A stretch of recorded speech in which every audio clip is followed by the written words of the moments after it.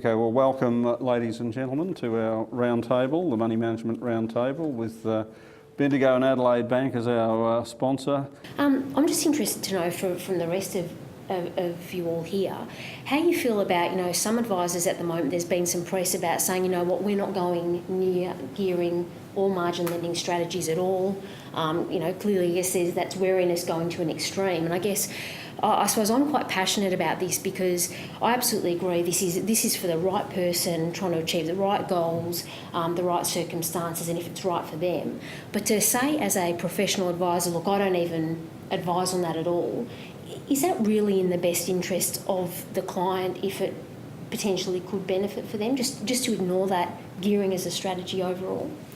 I think that the challenge for advisors is, and Michael touched on this theme, is really being able to balance the logic and the sensibility of the gearing strategy against the emotion which drives retail investors, which is greed and fear, and trying to find a middle ground where you can educate, you can inform, you can strategize with the client, but then looking at their best interests. Sometimes that overwhelming best interest of a client is, can they sleep well at night after having explained everything to them, having covered off their risk profiles? If they're still uncomfortable because they associate, wrongly or rightly, gearing and leverage with loss, and we know where that portrayals come from, then maybe that's the best interest of your client. And I know a lot of advisors continue to be reticent about any form of gearing, not just margin lending, and we've seen that in the reduction of volumes across option strategies, warrants, even into geared funds, and we've seen that trend downwards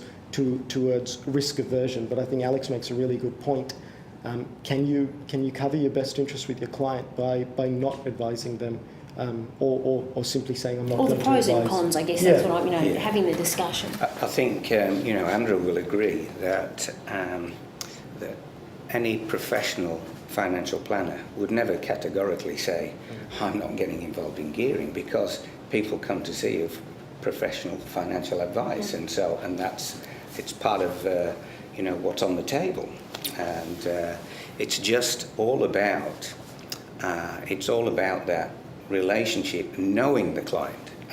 As George said, you would know when someone comes into your office that within an hour, that whether they were suited for this kind of for this strategy, and as George said, that sometimes no matter how good the education is, how logical, and how much it makes sense, that the first downturn they want to be out, and the first upturn they want to be in again. So it's I guess we just have to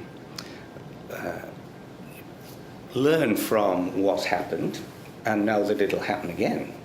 Okay, and with that, we've gone our 40 minutes, ladies and gentlemen, so thank you very much. We'll wrap it up there. I think that was very informative, and I'm glad we actually got Storm off our system.